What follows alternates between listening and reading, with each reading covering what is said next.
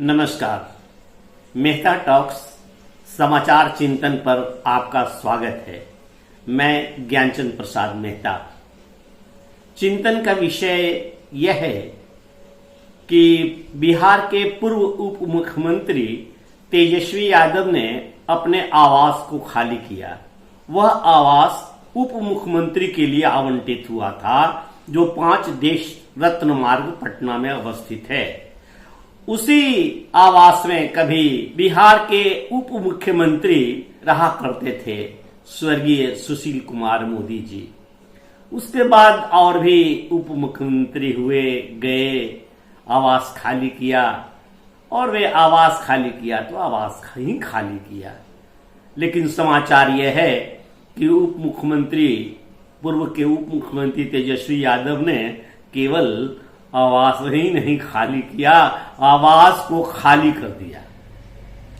अर्थात जैसे सुनते थे सिंघम, इसके पूर्व में भी किताबों के विषय में सुनते थे, पार्ट 1, पार्ट 2, पार्ट 3 बनता है तो सिंघम 1 बना, तब सिंघम था केवल, फिर सिंघम 2 बना, सिंघम 3 बना, और इसी प्रकार से कई ऐसी पिक्चरें हिंदी फिल्मों में रोमांचित करता रहा, पार्ट 1, पार्ट 2 इत्यादि बन बन करके।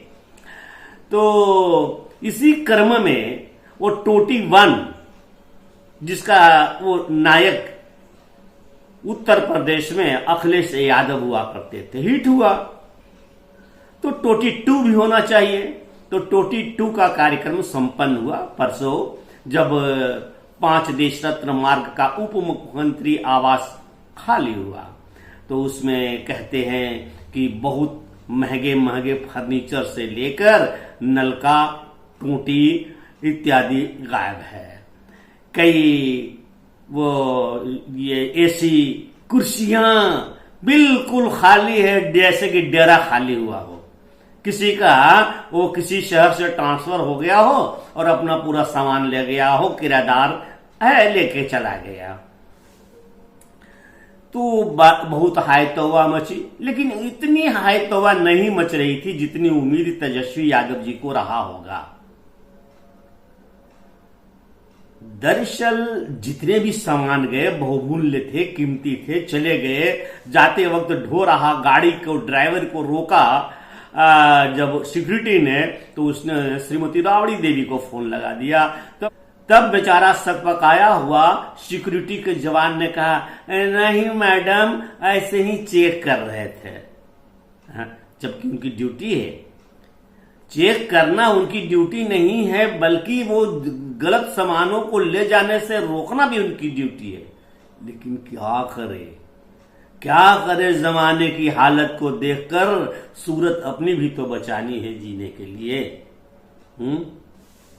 खैर, सामान पार हो गया तो उसकी चर्चाएं हो रही है कि टोटी नंबर 2 भी हिट जा रहा है।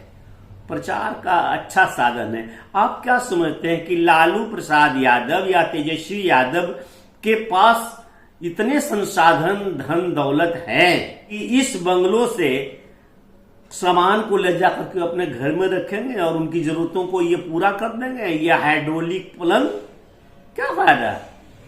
खुद क्यों रखेंगे ऐसी चीजों को इन सेकंड? ये केवल एनडीए सरकार को तंग करने जैसा है, वो फजीहत में डालने जैसा है, चुनौती देने का है। क्या करोगे, ले जा रहे हैं, कोई बिगाड़ लोगे कुछ क्या?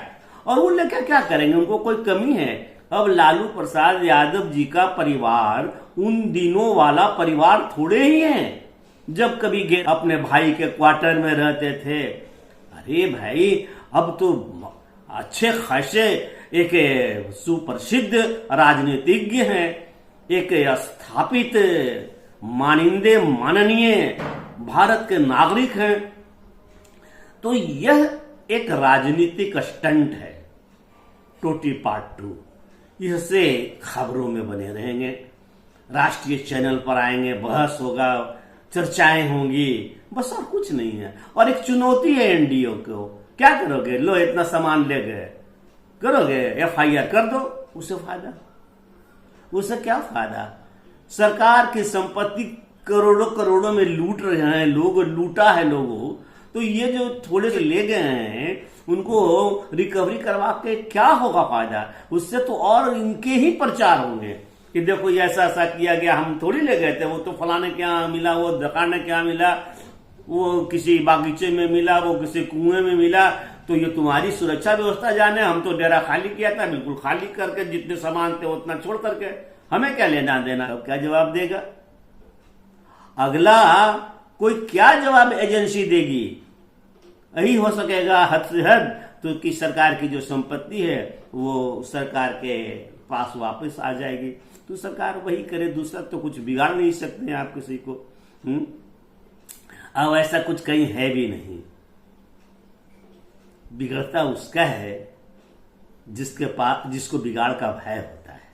तो मिला जुला करके ये डेरा खाली करने का मामला केवल चर्चा में, राजनीति के जो दुनिया है उस राजनीति की दुनिया को समाचारों से गर्म करने के लिए एक शगुफा है, इसके अलावा कुछ नहीं। आशा है चिंतन समझ में आ गई होगी, और चिंतन का उद्देश्य आप कृपया लाइक कीजिए, सब्सक्राइब कीजिए और बेल आइकन दबा दीजिए ताकि मेरा नोटिफिकेशन आपको मिले।